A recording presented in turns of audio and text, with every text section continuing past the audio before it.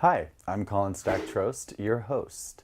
This is what's going on this weekend. It's the Winter Party Festival in Miami Beach. Some of you may have heard of it, some of you may be going. It goes from March 1st to the 7th, and details are on winterparty.com. Today I have a very special guest, Carl Jech. We're going to chat with him. He's the author of Gay Beyond an Issue. Thank you so much for being here. I'm going to show off your book right now. So on your book, you write about how religion is still having a huge impact on many gay people's lives. How do they deal with religion and homosexuality? It's hard to find any things in sacred literature that are specifically pro-gay because the word homosexual, as many people know, is only a little over 100 years old. And there really wasn't a concept of the actual identity of you are a gay person. The title of my book relates to something that is in the Milk film, where at one point, who is it that says to Harvey Milk, Harvey says to Dan White, "My life is not an issue. Issues do not cry and bleed. So I'm a person." And the problem with much religion is that it has seen gayness as a behavior rather than as who the person is. And so that's a huge issue in terms of people don't understand that. Then they're kind of out to lunch in the whole area of both sexual and gender difference. You're absolutely right. I love that you bring that up. Just the word homosexual and homosexuality. And this comes from not that long ago when, as humans are wont to do, decided we're going to organize and label all these different kinds of behaviors, and which makes it, you're this and I'm that. And people know, mainly about the Bible. And so to give you a good example from the Bible, there are a couple of passages in the Hebrew Bible that look like they're about gay men. A man should not lie. The literal translation is, "You shall not lie the lyings of a woman with another man." In other words, you're a man. Why would you stoop to the role and status of a female? Lesbianism is never even hinted at in the Hebrew Bible ever. Because what women do, in a sense, you could almost argue, it's like they're saying, doesn't matter because they're women. They're property. And only what a man does. And why would a man give up his male privileges to play the role of a woman in a sexual act? So there's a whole thing about gender and sexuality all mixed together. Right, and just sort of the inherent sexism that we see in this text is, wow, that's just fascinating. We've got a few more questions for you. So much to talk about that I want to pick your brain about. And so we're going to talk more about Gay Beyond an Issue after the break.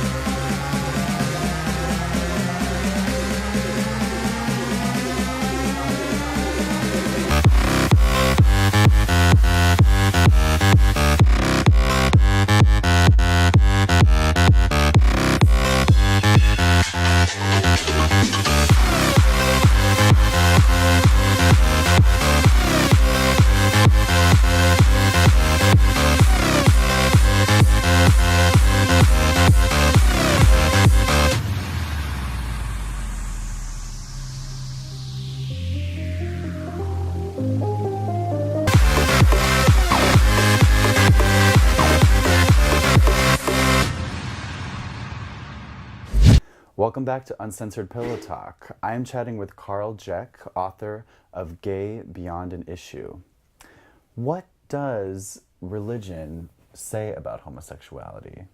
Well, that's an awfully broad question, religion. The point I was making earlier is that in a sense there's not much there. There's kind of assumptions. A lot of the things in the Quran, for example, are about roles, sexual roles. But religion, unfortunately, has a very mixed thing on religion and sex. Much of religion comes from fertility imagery. In the Bible, for example, you had condemnations of sacrificing your children to the gods to get more fertility. In many ways, the Hebrew Bible is a reaction against fertility religion, which also included stories of gods and goddesses having sex, killing each other, or all kinds of things related to sex. Then when you get into the middle period of the Hebrew Bible, you have this famous, important line in the book of Micah, where he says, what does the Lord, Yahweh, Jehovah, require of you? Should you give the fruit of your body for the sin of your soul? No. What the Lord requires of you, in other words, fertility religion, you give fertility back to God so God will give you more of it. In some cultures, this was with the sacrifice of Vestal virgins. No, what the Lord requires of you is to do justice, to love kindness, and to walk humbly with God. Now, I would say that homophobic behavior is not following that very clear central focus of the entire Hebrew Bible, to do justice, to love kindness, to walk humbly with God. I'd also like to add quickly that many people who are anti-gay in their views are bearing false witness against their neighbor, which is one of the commandments. I love that you bring that up. Your book really is, I really want to commend you for it because it's such a labor of love. You can tell it is so incredibly researched. You're so informed on these subjects. And it really is, it seems like a labor of love for your own journey, and also something that you have provided to other people to access as well. And that really is an incredible gift that you've given. I'm so curious to know from you some anecdotes about people who have found your book and who've been able to change their mind about some things that they were really stuck on. I'm not sure how many minds I have changed, but the whole point of the book, of course, is to get people to rethink their attitudes about sexuality in general, and particularly about sexual orientation, sexual difference, and gender issues. I grew up naive, completely naive. I didn't figure out I was gay until after I was married. I was about 25 years old, and I was married, and I suddenly realized, oh, wait a minute here. So I was trying to, write something that would help people. And what I did, basically, there are 10 chapters, and each one asks a question about what are some of the myths we have about sexuality. And so one of them is, can you hate the sin but love the sinner? And on the book jacket it says, give this book to anybody you know who's having a trouble with this issue. Because it is an issue. But now, by the way, it's a remake of the current book. The old title was, Will the Gay Issue Go Away? Now it's gone away. We have gay marriage in the United States, at least. So there's progress being made. And my book is basically, if you have friends and family who are having trouble accepting you, if you're gay or transgendered or whatever, give them this book, because unless they have read a book like this book or one like it, they really don't have the right to have a very strong opinion because they're not informed. Beautifully put. I think that's great. I hope so. In your book, you talk about sexuality as being something that's neutral. Can you say a little bit more about that? Yeah, the whole idea that you choose your orientation. There are some people who I have a good friend who said, so what if we did choose it? What difference would that make? Aren't we free to choose and be who we want to be? But most of the evidence suggests that you don't choose to be gay, just like you don't choose to be straight. I've seen hilarious examples of people who make an anti-gay statement, then someone says to them, well, could you be gay? And they go, it's like, it's a non-starter. You don't think in those terms. And so it's neutral in the sense that sexual ethics are the same for everyone. Don't exploit people, don't take advantage of people, be kind to people, love people. Yes, not every relationship is going to be a permanent, lifelong one, but within certain parameters, you are responsible and loving with your sexuality. That's the issue, and that's the same for everyone. It's, again, beautifully put. I like the way that you described that. That's really, really excellent. One of the things that comes to mind for me as we're discussing this, and what you were saying about, you know, it not being a choice, I always think about when people say, when did you know that you were gay? And my response is always, well, when did you know that you were straight? It's sort of that understanding of when we get to a certain age and we start thinking about who we are, who we love, what turns us on, and it's an important parallel to draw. As I look back on my life now, I see hints that I was a gay kid. Mm-hmm.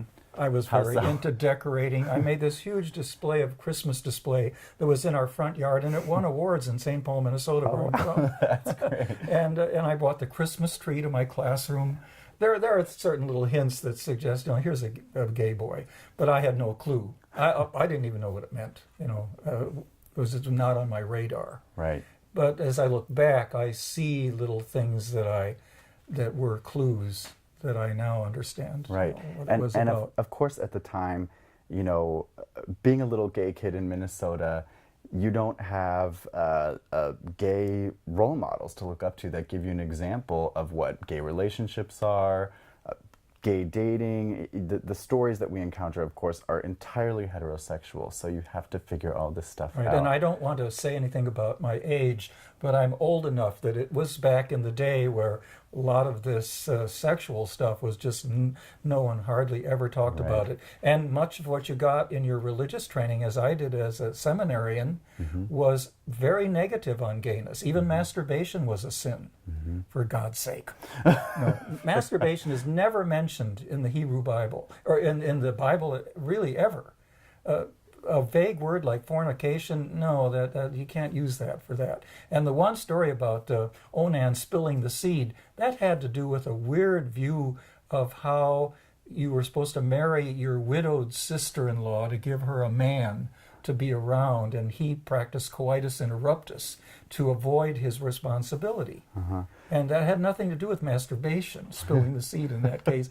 But people, you know, interpret, spin things around. And that's why the text, they get interpreted in so many different ways, and the ways that lead to people being unkind to each other, I think, are so problematic, and that's why I think your book is so important. And if people have questions for you, if they want to get in touch with you, what is the best way for them to do that?